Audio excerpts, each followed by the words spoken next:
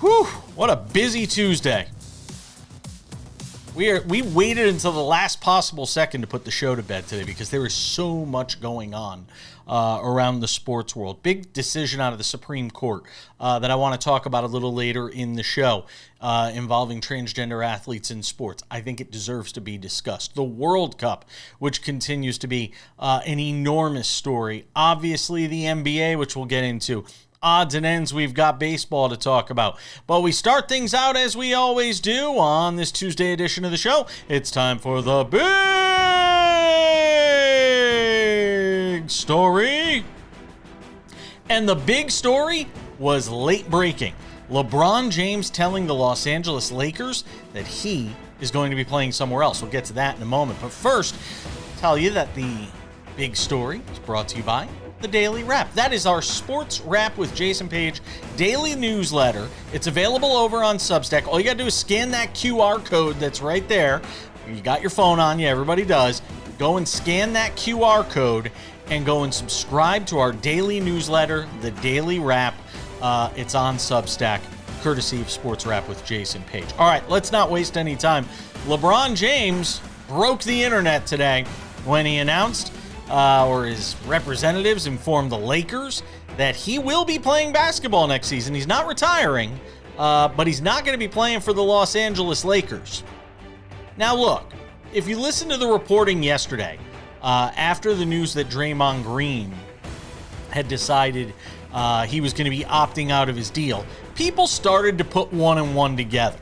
Shams Charania has done a terrific job reporting on this. I want to give him credit. But as soon as Draymond Green was out with the Warriors, or not opting into his player option for $28 million next year, that gave some flexibility to the Warriors from a salary perspective, and they were able to make an idea up of potentially being able to make a run at LeBron James and Anthony Davis. The two of them, look, they played together with the Lakers. They won a championship, albeit in the bubble. But there is certainly an idea of trying to reunite the two of them in Golden State and bringing Draymond Green back for less money and pairing them with Stephen Curry and trying to take one last run in this era of the Steph Curry Warriors at winning a championship. Now, look, this is predicated on a zillion things. One, there are a lot of things that have to come together here. It's not just LeBron signing with the Lakers. It's then Draymond. How does he fit in? You've still got Jimmy Butler. Would he be part of a trade out of the Bay Area that brings Anthony Davis in? How many teams will have to be involved in that? There are a million moving parts to this situation.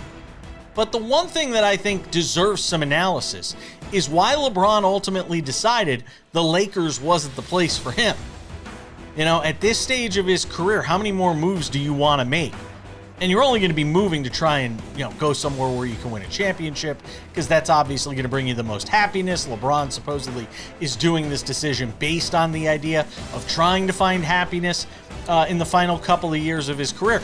And a lot of people don't realize LeBron James spent more time with the Lakers than any one franchise he ever played for. More than the Cavaliers, more than the Heat. He spent more time in that Lakers uniform than any other uniform. So I'm sure it wasn't an easy decision for him to decide that he was going to part ways with that organization where he won a championship and delivered something that fan base covets so much. Now, if it's not the Warriors, and if money isn't the thing, now, according to Shams, LeBron really doesn't care about the money side of this, that it's a happiness-based decision he is making to leave the Lakers.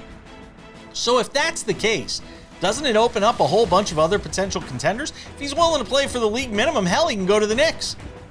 He can go play with Anthony Edwards in Minnesota. He can go play in Denver with Nikola Jokic. I mean, if money truly doesn't matter in this equation, couldn't LeBron ostensibly wind up anywhere? There's talk about Miami being a potential landing spot for him. LeBron could literally go anywhere he wants. Now, does he want to stay on the West Coast? He's got a home there. His family's there. Does he want to stay in California? If so, then obviously that brings this situation with the Warriors more into focus and makes it a possibility. But I'm anxious to see if the money really does matter. Guys will always say it's not about the money. And whenever somebody tells you it's not about the money, it's usually about the money. In the case of LeBron, I actually somewhat believe it's not about the money. Is he going to go play for the league minimum somewhere? The veteran exemption somewhere? I find that hard to believe. So that's it on the LeBron front. Who knows? By the time you see this show tonight, free agency begins on Tuesday night. Maybe he's already decided where he's going, and we're going to find out late tonight. And we'll be talking about it on Wednesday's edition of Sports Wrap when Kurt Heelan hangs out with us from Pro Basketball Talk at NBCSports.com. That's always a possibility. But most interesting to me now is, what do the Lakers do? Because they've freed up about $50 million worth of salary cap space. That's a lot of money, and you can make a lot of upgrades. Do they finally go and get that big that they've needed? That true presence in the middle that can be a presence on the offensive side of the floor and a presence on the defensive side of the floor. DeAndre Ayton obviously is not that guy. As much as he may like to believe he's that guy, DeAndre Ayton is not that guy. He is not him. So maybe Jalen Duren. Do they throw the bag at him and offer him so much money that the Pistons simply say we can't afford to bring him back at what the Lakers are offering? Do you overpay for Jalen Duren if you're the Lakers in an attempt to get a big that means so much to that team? But make no mistake about it, LeBron's going to be a loss for that team. He single-handedly willed them through an opening round series win against the Houston Rockets. Remember, there was no Luka Doncic in that series. So before you start thinking, well, you know, LeBron, end of his career, latter stages, he's older, this is a loss for the Lakers, with LeBron deciding he wants to go and play elsewhere. We'll be watching, and obviously we'll keep tabs on it. Keep an eye on Sports Wrap Shorts over on YouTube as well. Lots more to do on Sports Wrap.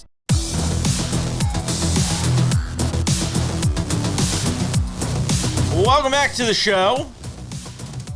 I've had my say in the big story.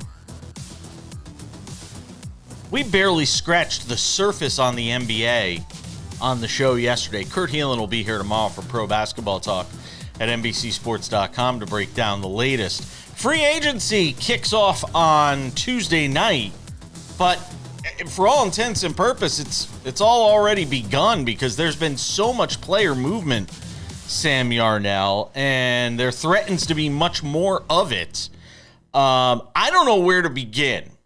You know, let me start with the Warriors, because they signed Kristaps Porzingis, or they're going to be signing Kristaps Porzingis to a $40 million deal. So he'll be back there for a couple of years. But the big talk around the Warriors is the fact Draymond Green opted out, but he may still wind up coming back as part of some plan, some master scheme to try and get LeBron James and Anthony Davis to join Stephen Curry and create this, you know, aging version of a dream team, I guess you could say. Listen, if you're the NBA, I mean, the Western Conference is going to be fun to watch next year, but what a wild story out of the Bay Area right now with the Warriors just grasping onto anything to keep that franchise relevant for another year, Sam. Yeah, and they seem more than willing to give up Jimmy Butler. Yeah, this is going to be a weird situation to see how it all works out. I am thankful, like I've been saying, unfortunately, since the week that they traded for him. I'm thankful that my Wizards are going to get Anthony Davis off the books. There's this weird, he wants a max extension or to be traded and to be traded somewhere where he's going to get a max extension, which I guess the Warriors can somehow still give him, which I'm even more confused about after the Porzingis contract, because all of these Anthony Davis, LeBron rumors were pre-Porzingis and had something else assumed for Porzingis, and now they give all this money to Kristaps. It's very confusing. But again, I saw a tweet last night that summed this all up better than anything. You really do. You need a PhD at this point to understand what Adam Silver has done with the NBA salary cap and all the mid-level exceptions, and how, you know, you can have the trade exceptions and you've got all these aprons now and yada, yada, yada. Yeah, I don't understand how the money of it all works out. out, but I guess that they have people who are 10 times smarter than me who are going to figure that out and get it all taken care of. I don't think that this is all going to happen. I really doubt that LeBron James is going to end up in Golden State. It just feels like the ship has kind of sailed on that entire notion. The Anthony Davis ending up in Golden State, though, to me is a little bit more, it feels like there's a little bit more meat to that. It feels like there's a little bit more that we could actually take away from that. And the Warriors are probably, quite frankly, more interested in Anthony Davis at this point than they are in LeBron James. And I know that sounds counterintuitive to everything that I believe regarding LeBron James, but if you're the Golden State Warriors at this point, you have Steph Curry and you need to keep him happy, and I don't think having LeBron James on the roster does exactly that. I think Anthony Davis on the roster does a little bit more towards that. So can I stop you? But hold on, can I stop you and tell you why I disagree with that? Because even at his advanced stage, the one thing LeBron is still really good at is bringing defenders to him, and who does that leave open? I mean, could you imagine? I mean, the number of open looks. Have you watched the Dream Team games? Well, the Dream Team, the current versions of the Olympic teams where LeBron's basically driving down and Stephen Curry's just launching threes from everywhere. I think Curry would be very happy for at least 1 year with LeBron, because you got to figure LeBron's 1 year at a time at this point.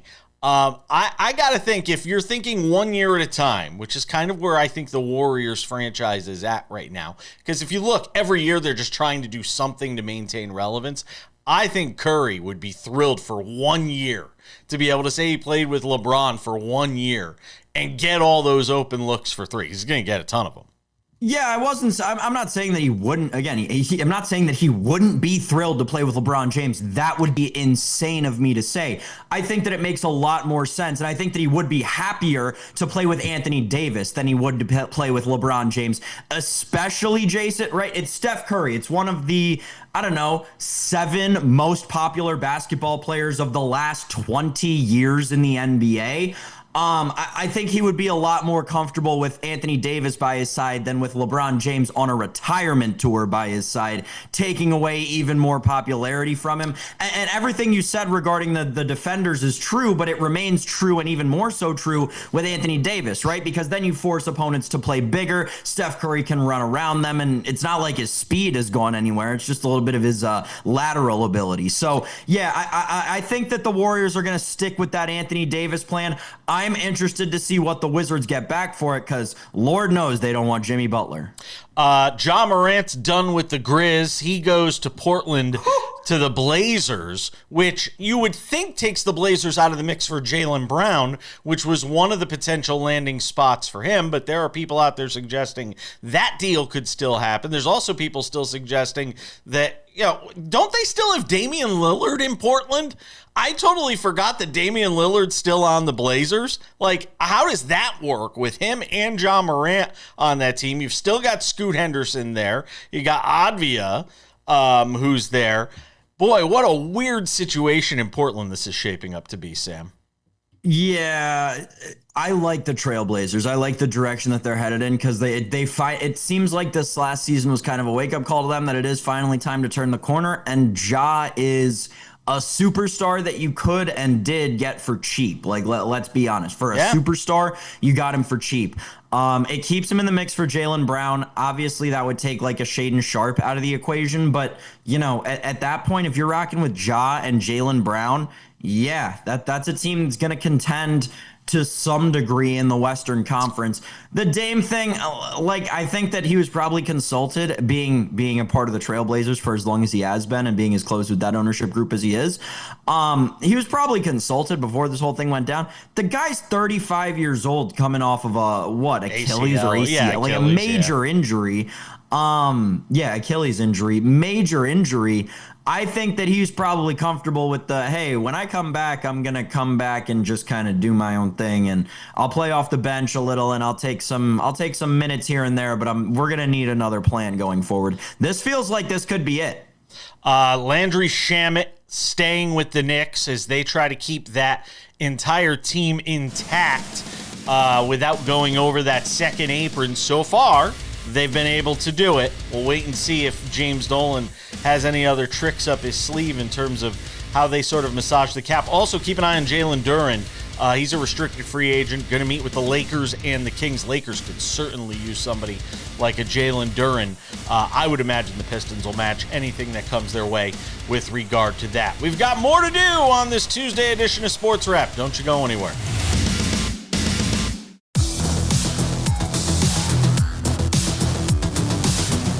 Welcome back. Coming up in 10 minutes, more World Cup upsets and controversy. Germany, we say Auf Wiedersehen. I've been waiting all morning to use that. Sam Yarnell. It's like the old days with Sam and I today. Just you and I. So Sam Yarnell, I was thinking about this in the vein of Serena Williams, who makes her return to Wimbledon on this Tuesday. We'll have a full recap of that on Wednesday's show. Hopefully a happy recap. I hope she beats Maya Joint. I think it'd be a great story for this tournament to have her through at least that third round matchup potentially with Iga Swiatek. Matter of fact, as of now, as of the time we're putting the show together, she is still a considerable underdog in that match. But we'll see how she fares against Maya Joint when they meet up on Tuesday night. She's plus 115. The odds have trimmed a little bit. She is plus 115. Maya Joint is minus 138. In that matchup, Sam Yarnell. I'll take Serena. I'm taking Serena. Every single person day. watching what was is that? going to be watching the show after the match ends. Yes. Every single person watching the show is going to be watching it after this match ends. I know. It's all right. So anywho, let's talk about, in the vein of Serena, coming back at 44, nearly 4 years removed from her last singles match, Sam Yarnell. It got me wondering, if you could have one more season with a former star athlete, you get one season with a star athlete in your generation. You could have one more summer, one more winter, one more fall, one more season. Who would it be, Sam Yarnell? So this is a hard one for me. And don't give me 7 of them. No. Right. There are 7 I could give you, and yes. I went between like 7 different guys, but it's a hard one for me because, like, as much the first world problem with regard to this very question. Some of the greatest athletes of all time have been alive or are still playing during my lifetime. Like, there's not the superstar who played at the very beginning of my life who I caught a just very glimpse of but didn't really see the end. So, like, yeah, I could give you Kobe Bryant, but that would be dumb. The answer for me is fortunately not out of the question. Like, we very well could see this person do it again. It's Lionel Messi. It's Lionel Messi. I would love to see him have another season like he did. And this is where you get to the part where it can't happen anymore. Like he did in 2011 and 2012. I will never, ever, ever forget it. That Barcelona team, one of the best ever. It's one that actually made me appreciate soccer as a young American boy, right? That team was incredible. Between all competitions, Messi scored almost 80 goals that season. It was a wild thing to see. That is one that I wish in my older age, in my age where I actually appreciate sports, I could see again. And I'm confident, Jason, we're never going to witness again. As much as, you know, the Kylian Mbappes exist of the world and the Erling Haalands exist of the world, I don't ever think we will see another season like Lionel Messi had in the 2011-2012 season. I wanted you to give me somebody that had already retired, but... So that's the thing, right? He basically has, right? Going to MLS, you basically have retired. He's retired from European soccer, and that's what I'm talking about. It is a harder exercise. It is a harder exercise for you than it is for me because you're half my age. So it is a tougher exercise for you than it is for me. I do realize that. You're probably the worst person I could have asked to discuss this topic. And I don't mean that in a bad way. It's just you're just half my age. So you have half the options basically that I have. This is going to sound so chalky if there is such a thing as a chalk answer to this, it's Michael Jordan. If you told me I could have one more year of peak Michael, with the tongue hanging out and crossing people over and shooting free throws with his eyes closed and dunking on Patrick Ewing as much as it pained me when he did it, I don't know if I could appreciate, even though I was, very much a part of sports and loved sports as a teenager and got to watch Jordan, I don't know that I got to appreciate it because I hated him so much, because he cost my Knicks so many opportunities to win championships during the Patrick Ewing era, of which I'm obviously a huge Patrick Ewing fan.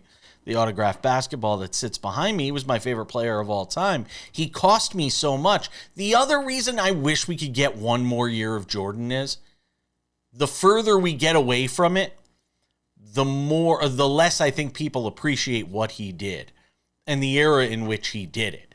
There aren't a lot of guys whose games I think could translate today. Jordan would be just as great today as he was then. He might even be better, given the level of physicality that isn't allowed, at least during the regular season, not the postseason. I think Jordan today, would probably average 40 a game. And I don't think that's crazy. I really don't think that's crazy to think about. Because of the level of physicality that is missing. You disagree. I can see. I know your disagree face. Just with the last part. Make that face one more time. Very last part. If you dropped him in a game today, if you dropped a 6'3" guard whose specialty was long twos into an analytics era basketball game, no, he'll get cooked in 2.5 minutes. He'll be done. I don't think so, because I think he was good enough to adjust, and he got better shooting, much like LeBron. Not to compare the two, he got better shooting the three the later into his career he got. Michael could do everything. I look, if I had one, that would be the one that I would choose. Would be Michael Jordan for one more season. That's where I'm going. It's chalky. I figured you were going there, just a little peek behind the curtain. I figured you were going there, and I thought about sweeping it out from under you, because technically Michael Jordan did play for the Wizards during my lifetime, as much as I wish he didn't. Listen, I'll be honest about my bias. I'm always going to be biased against the guy because of what he did to my favorite basketball franchise and the irreparable damage that it seems like 20 years later the Wizards have finally gotten out of. But yeah, good for Michael Jordan, who played against plumbers and firefighters. We're coming back. We got more to do. The World Cup. Sam didn't like the expanded field this year. I wonder if he feels differently now. We're talking about it next.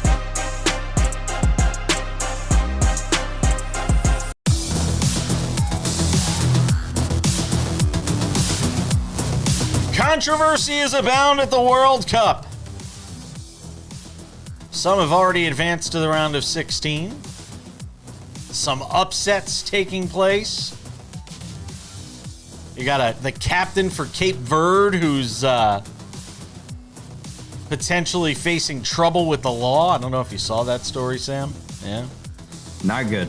Not good. No bueno. Cape Verde is in the knockout round. That's what's even crazier. Playing against Argentina. And look, if you're the favorites in this knockout round, the PKs are your enemy. I mean, you've got to figure out a way to avoid PKs, because when these matches get to PKs, anything can happen. When you take international stars of the game, even in these smaller countries, and you just turn them loose and say, hey, we're going PKs now, it presents problems for some of these favorites, Sam Yarnell. Germany, gone. Auf Wiedersehen, goodbye. Netherlands, gone. Paraguay, upsetting the Netherlands. Germany is out as well, Sam. I mean, it's been a wild knockout round, and you know what? You know who's happiest? The United States manager. Because you can look and say, look, some of these world-class soccer teams have been sent packing by teams that you wouldn't probably have expected them to get sent home packing to, Sam. And the United States has Bosnia and Herzegovina coming up. And a lot of people are just assuming that the United States is going to walk through that game. I think this is a great lesson for them leading into this game that you can't take anybody lightly. You got to put some goals on the board and not risk some of these games going into extra time and then potentially penalty kicks where anything can happen. Yeah, and I mean, it started first game yesterday, right, with Brazil. Thank goodness they scored in the stoppage time there to secure that win over Japan. Those Japanese fans looked absolutely heartbroken. Yeah, that Paraguay-Germany game was absolutely wild yesterday. The story to me, and the thing that I keep seeing a ton of being spoken about is Joshua Kimmich, the German captain, who was picking who would have to go for the sixth round, obviously, because the coach only submits the first 5 takers. The captain has to pick who takes the 6th kick, and he was asking down the line, and there were 2 German players who said, no, I don't want to take it. So that's how they got left, because I was scratching my head when Jerome Ta went to take the penalty kick, the eventual one that he missed and cost them the moving on to the next round. I was scratching my head because he's a center back. I'm like, what are we doing here? Why is there a defender coming up to take this penalty on her 6th kick?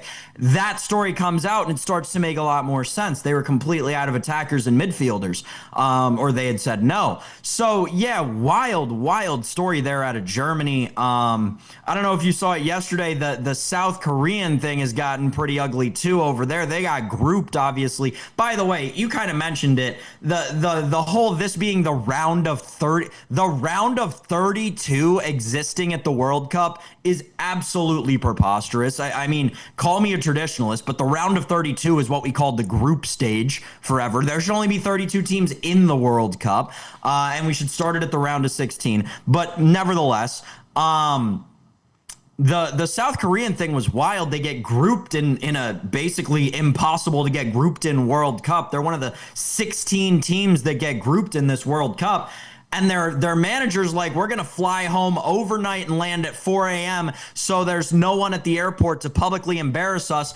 And there was still a mob there to publicly embarrass them. And now the president of South Korea is opening an investigation into the South Korean Soccer Association to figure out what the hell's going on and why they got grouped. Absolute scenes across the Pacific. But yeah, great soccer yesterday, especially in that Paraguay game. Happy to see a nation so small moving on. This is the Latin Cup of the Latin World Cup, the World Cup of South America, right? The teams in South America continuing to be incredible in this World Cup. And late night, Jason, that Netherlands-Morocco game was one of the crazier penalty shootouts you'll see, because I think every post and the crossbar got rang in that penalty shootout. It was absolute scenes late night.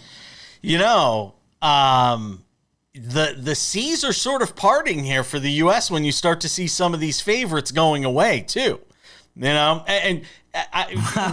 well, the U.S. are favorites. Let's not forget. I agree, and you know, we saw what happened against Turkey, where they lost. Now, granted, they did have a lot of their B team playing in that game, so I'm not gonna lose my mind too much in that loss that they suffered late last week to finish out group play, but. You know, the seas are sort of parting. When the Knicks went on this championship run, we said everything sort of had to break right for them to wind up in the finals and then win an NBA championship. And if you're the United States and you're watching these favorites get picked off, you start to say, hey, one, we have to avoid getting picked off ourselves. But two, Sam, you start to say, hey, that team's, you know, now we're not going to have to face that team. We're not going to have to face that team. It starts to look a little more feasible. And I haven't looked at the latest odds. I'm going to look at them while I let you talk for a second here. But I'm curious if what their odds have increased to, because I haven't looked here. Let me see.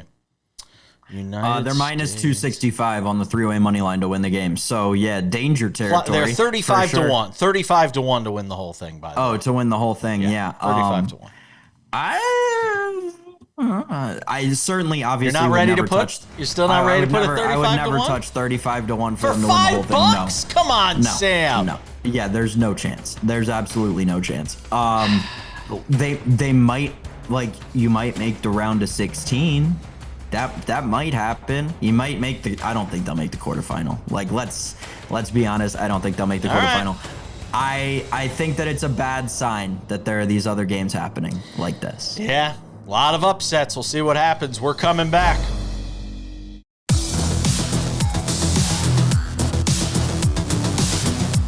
Welcome back to the show. Odds and Ends wraps it up in 10 minutes. We'll do some baseball. But Tuesday was a big day in the United States. Big day politically, sports-wise, culturally. One of the big issues in sports today, where politics, sports, culture, lifestyle, sexual orientation, all these things come together, was on states' rights to ban transgender females from playing in sports with biological females. And this is a topic that has touched off people on both sides of the political aisle and has captivated people from coast to coast, debating this topic of how to incorporate transgender athletes into sports. And the Supreme Court today ruled that states have the right to ban transgender females from playing sports with biological females. There's, about half the country has these bans in place already. And basically what the Supreme Court said is, if you're a state and you want to enact this ban based on Title IX, you can do so. And this is something that we've talked about probably more on this show than most shows talk about, because it is a very complex issue. I don't think there is, and I don't know if there will ever be, a one-size-fits-all solution to a problem or an issue that doesn't affect a ton of people. You cannot simply say, let's take transgender athletes and give them their own division, because there's not enough of them that are taking part in NCAA athletics or Olympic level athletics, certainly not on the professional level. And in high school, I think they said there's only about 10 cases of transgender athletes that are, and I'm talking nationally, that are taking part in sports. So it's a very complex issue. How do you, at one end, tell transgender athletes they are welcome to play sports, and we want you to take part in all of the things that sports involve, and that makes sports great and help to grow teenagers, young males, young females? How do you get to take part in those without stripping rights away or endangering, in some situations, the health and safety of athletes in those sports? Because you could have a transgender female, born male, with certain characteristics, muscularity, physical ability, that then poses a threat physically to the safety of those athletes. How do you fix that issue? And sometimes, I know in America today, and I'm going to get on my high horse here for a second. I know in America today, there's a lot of one side or the other. And you're either on one side of an issue or you're on another side of an issue. There is a lot of that on the fringes politically in our country. But the fact of the matter is, most people live in that gray area. I talk about this all the time. Most of life is lived in the gray area. Most of life is the yellow light. Do I slow down or do I speed through to make it through the light? That is where most of life is lived. And that's where most of people's mentality is on this issue. First of all, if you don't have a child, you don't really get to relate to this story in the same way as somebody who has a young, biologically female playing in sports in middle school or high school. You can't relate unless you have that situation or have that that sort of thing in your life. And I fully admit, I don't have children, so I can't certainly relate. But what I also can relate to is the very tiny, small subsection of a minority community that's trying to figure out, well, I like sports. I want to play. Where am I welcome?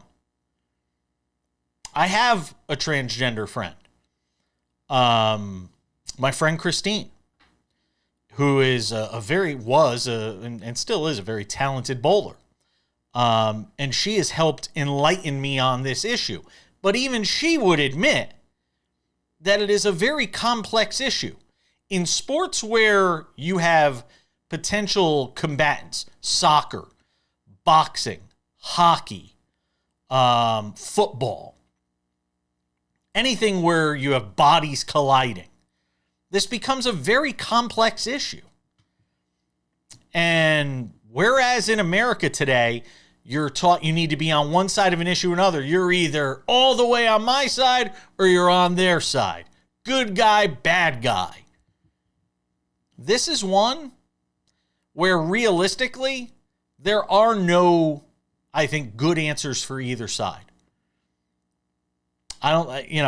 People on the right who are conservative in America, who can't relate or understand what it's like for somebody to be born into a body that doesn't feel like theirs, can't understand it. And people on the left who are supportive of transgender rights can't understand why somebody can't relate to them from the right. There is no good answer to this situation. And I think the Supreme Court today did what we all expected it was going to do, and that was uphold states' rights for the safety of female athletes along the lines of Title IX, which is so very important in this country, in protecting the rights for girls and women to play sports. This was the only decision that the Supreme Court could ultimately come to. No matter what side of the issue you're on, if you really look at the merits of the case, this was the best decision for all involved. Odds and Ends wraps up the show next.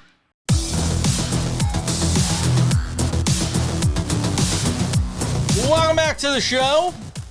Just about time to put the wraps on this baby for a Tuesday. Tomorrow on the show, Kurt Heelan, pro basketball talk at NBCSports.com. Who knows what we're going to be reporting on by the time we get into Wednesday.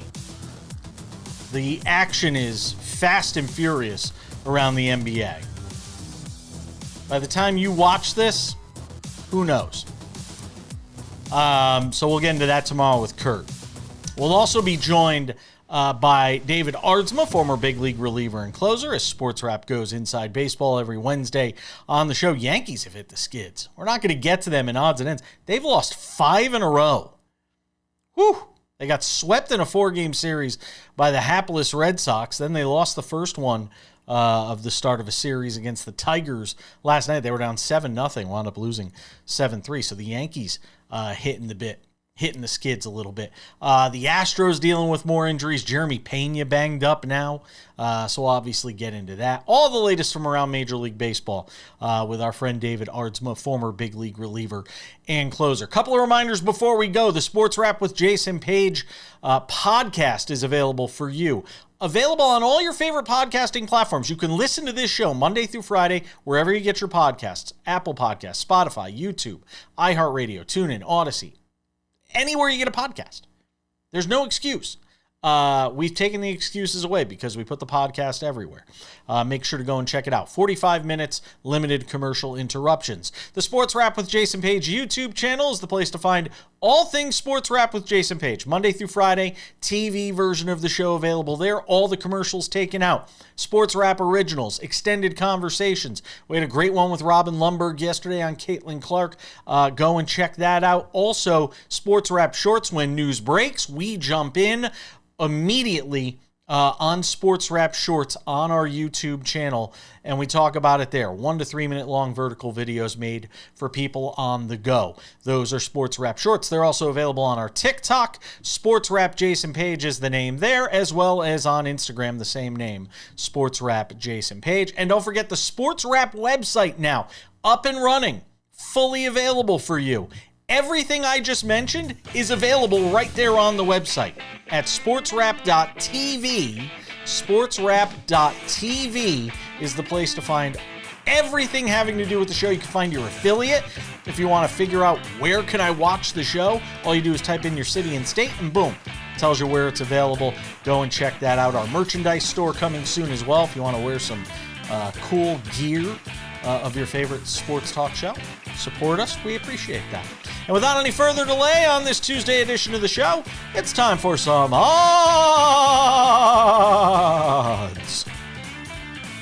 and ends. Odds and ends. Who says you can't hit Mason Miller? Don't tell that to Seiya Suzuki. He hits one out of the park last night. Here it is. We cheated you. Here we go. Mason Miller, who throws a zillion miles an hour, decides to throw a breaking ball to Seiya Suzuki, and Suzuki knows what to do with it.